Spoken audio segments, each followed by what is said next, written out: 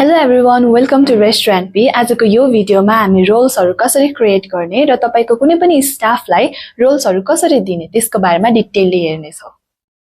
सबैभन्दा सुरुमा तपाई रेस्टुरेन्ट पी मा लगइन गरिसक्नु भएपछि यहाँ तपाईले सेटिङको अप्सन देख्न सक्नुहुन्छ।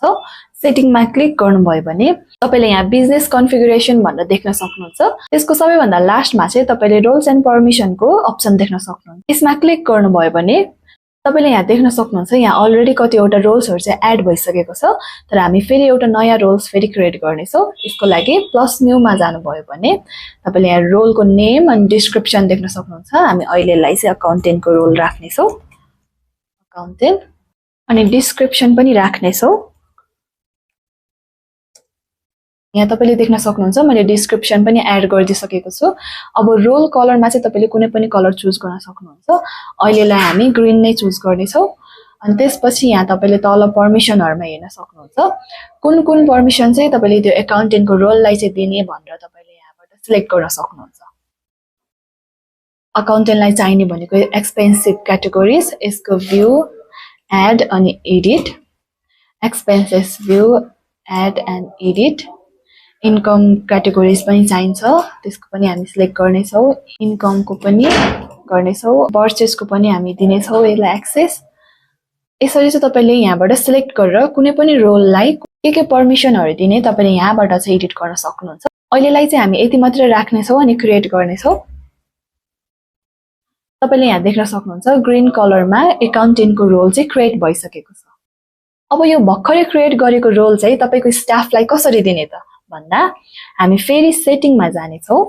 अनि त्यसपछि तपाईले यहाँ देख्न सक्नुहुन्छ कम्पनीज एन्ड प्रोफाइल, यसको तल स्टाफ मेम्बर भनेर तपाईले अप्सन देख्न सक्नुहुन्छ। तपाईले यहाँ क्लिक गर्नुभयो भने अब तपाईको स्टाफलाई रोल दिनको लागि चाहिँ तपाईले यो प्लस न्यू बटनमा क्लिक गर्नुभयो भने तपाईको स्टाफको नाम तपाईले यहाँ लेख्न सक्नुहुन्छ। हामी अहिले राम मात्र लेख्ने छौं। अनि नम्बरमा चाहिँ हामी एउटा कुनै पनि नम्बर राख्दिने छौं। अनि त्यसपछि तपाईले यहाँ रोलमा क्लिक गर्नुभयो भने तपाईले यहाँ देख्न सक्नुहुन्छ एडमिनको रोल दिने कि म्यानेजरको रोल दिने कि sales person, stock manager, entry person, accountant, कुन रोल दिने तपाईले यहाँबाट चुज गर्न सक्नुहुन्छ। हामी अहिले अकाउन्टेन्टको रोल दिने छौं। अनि त्यसपछि तपाईको स्टाफको पासपोर्ट चाहिँ क्रिएट गर्नुपर्ने हुन्छ। पासपोर्ट क्रिएट गरिसकेपछि तपाईले यहाँ क्रिएटको अप्सनमा क्लिक गर्नुभयो भने तपाईले यहाँ देख्न सक्नुहुन्छ Ram as a accountant staff मेम्बरमा क्रिएट भइसकेको छ। हामीले रोल्सहरु क्रिएट गर्यौं अनि रोल्सहरु स्टाफलाई पनि दियौ, तर एज अ स्टाफ हामीले लगइन गर्दा कस्तो देख्छौ त त्यो पनि हामी हेर्ने छौं। अब त्यसको लागि चाहिँ हामीले यो फोन नम्बर कपी गर्ने छौं। अनि त्यसपछि हामी लग आउट गर्ने छौं। अनि जुन फोन नम्बरले हामीले मेम्बर स्टाफ बनाएको थियो त्यो फोन नम्बर राख्ने छौं। अनि त्यसपछि पासपोर्ट पनि राख्ने छौं। लगइन गर्नुभयो भने तपाईले यहाँ देख्न सक्नुहुन्छ तपाईको आफ्नो प्रोफाइल एज अ स्टाफ तपाईले देख्न सक्नुहुन्छ।